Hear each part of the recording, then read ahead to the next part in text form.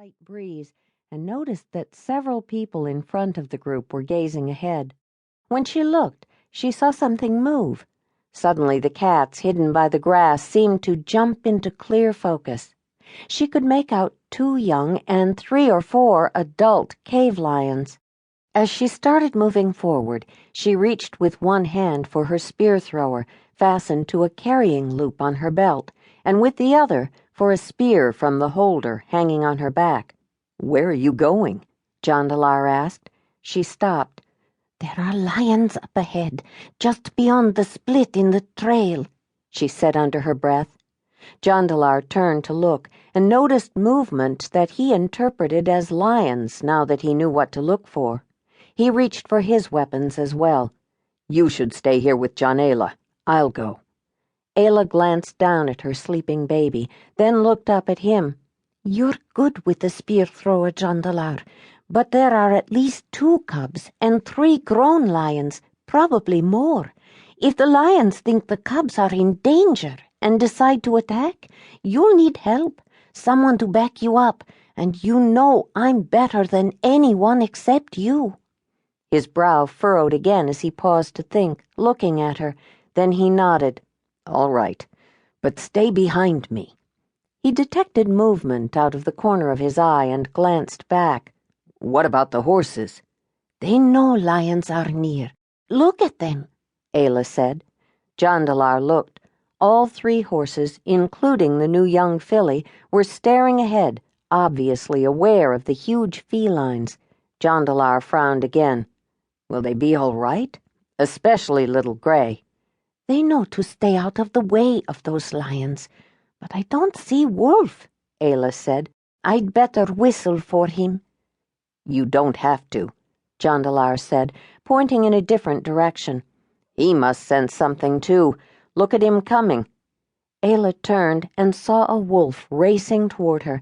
The canine was a magnificent animal, larger than most, but an injury from a fight with other wolves that left him with a bent ear gave him a rakish look.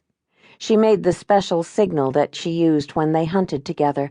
He knew it meant to stay near and pay close attention to her. They ducked around people as they hurried toward the front, trying not to cause any undue commotion and to remain as inconspicuous as possible.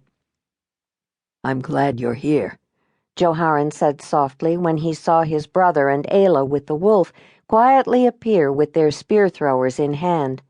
"Do you know how many there are?" Ayla asked.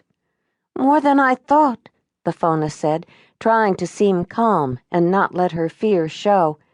"When I first saw them, I thought there were maybe 3 or 4, but they're moving around in the grass, and now I think there may be 10 or more.